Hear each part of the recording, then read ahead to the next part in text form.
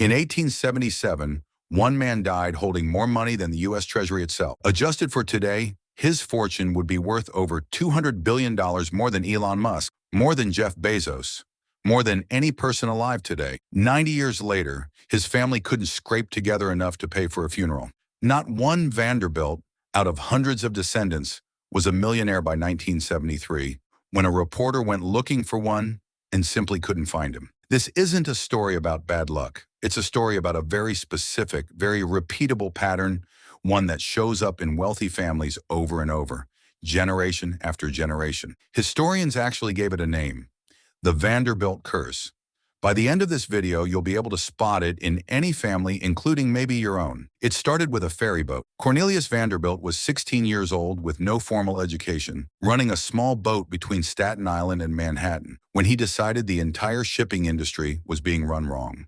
He undercut every competitor on price, reinvested every dollar back into the business, and by his 30s controlled the largest shipping operation on the East Coast. Then he did it again, this time with railroads, buying up lines other men thought were worthless and turning them into the backbone of American industry. He was, by every account, brutal to deal with. He once wrote to two business partners who'd wronged him, "Gentlemen, you have undertaken to cheat me. I won't sue you, for the law is too slow. I'll ruin you." And he did. He was also famously frugal. He lived modestly for a man of his wealth, distrusted flashy spending, and believed correctly, as it turned out, that a fortune built on discipline could be destroyed by the lack of it. When Cornelius Vanderbilt died in 1877, he left behind $100 million, the overwhelming majority of it to a single son, William. In today's money, that inheritance alone was worth more than $200 billion. He had one instruction for the family: don't let it slip through your fingers. It took less than 3 generations for every dollar to disappear. William Henry Vanderbilt actually did what his father asked, at least at first. Within 9 years, he doubled the fortune to $200 million, an achievement almost nobody remembers because it's overshadowed by everything that came after. But William made one decision that would define the family for the next century. Unlike his father, who concentrated wealth in a single heir, William split his fortune across all of his children. On paper, it looked generous. In practice, it was the first crack in the dam. Instead of one disciplined steward controlling the empire, there were now several Vanderbilt heirs, each with a fortune larger than almost anyone else in America, and each with radically different ideas about what that money was for. The next generation didn't inherit the Commodore's instinct for building. They inherited something far more dangerous: enough money to never have to learn it. This is the generation people actually picture when they hear the name Vanderbilt, and the numbers are almost impossible to believe. Cornelius Vanderbilt II built the Breakers in Newport, Rhode Island, a 70-room summer cottage that cost $7 million in $1895, used only a few weeks a year. His Fifth Avenue mansion in Manhattan occupied an entire city block, held 130 rooms, and required 40 full-time staff just to keep it running. Alva Vanderbilt threw a costume ball in 1883, so extravagant it made international headlines, guests dressed as European royalty, competing for who could outspend whom, in a display specifically designed to force old New York society to finally accept new money at the table. It worked.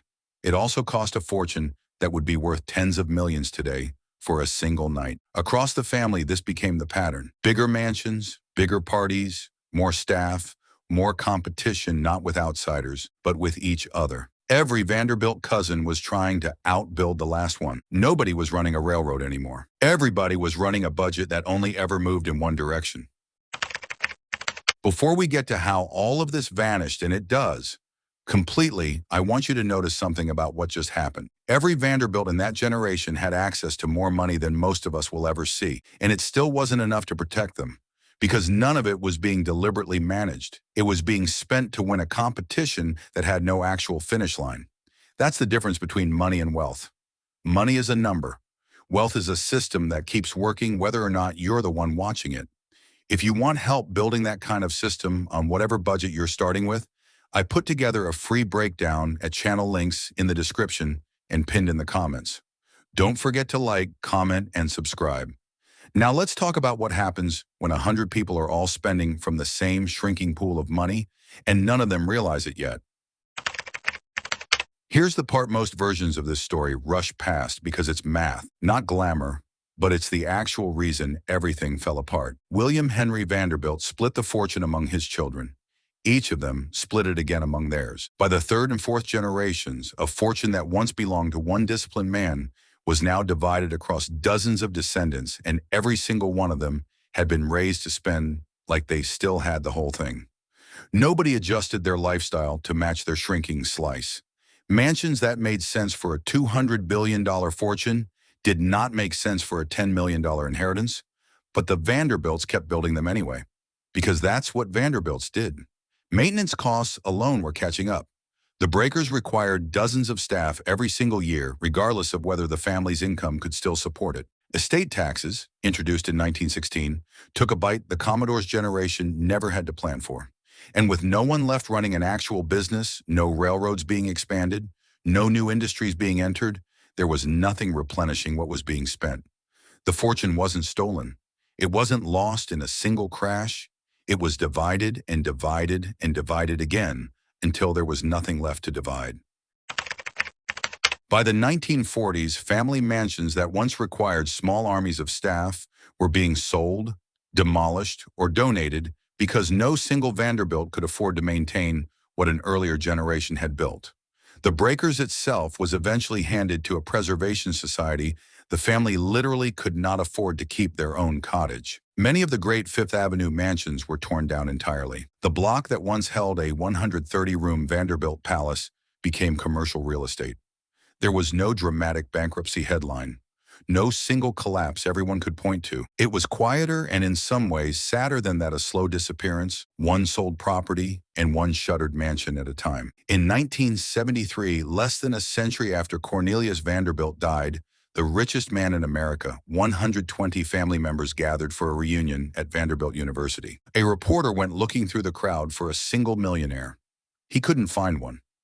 Here's what most versions of this story leave out entirely. Not every Vanderbilt disappeared into the pattern. A handful of descendants, the ones who stepped away from competing on mansions and parties, who built careers instead of inheritances, who treated what money remained as capital instead of a scoreboard, kept something. Gloria Vanderbilt built an entire career and brand of her own, separate from the family name attached to it. Anderson Cooper, her son, has spoken openly about being raised with the expectation that he'd earn his own way, not lean on a fortune that, by his generation, simply wasn't there to lean on anymore. The families that survived this pattern across history are never the ones with the most money at the start. They're the ones who stopped treating the fortune as something to display and started treating it as something to steward. The Vanderbilt curse was never really a curse. It was a math problem, dressed up in gold leaf and marble, that nobody in the family was willing to look at directly until it was too late. One generation built with discipline. The next generation split it. The generation after that spent it trying to outdo each other. And by the time anyone noticed the pattern, there was nothing left to fix. You don't need $200 billion for this lesson to apply to you. The exact same pattern spending to look wealthy instead of building to stay wealthy is what quietly ends fortunes at every single size, including the ones being built right now, this year, by people who think they're the exception. If this story showed you anything, let it be that. The goal was never to spend like a Vanderbilt. It was to think like the Commodore before the party started. Subscribe, because next I'm telling you the story of the family that saw exactly this pattern coming and did the one thing almost nobody else was willing to do to stop it.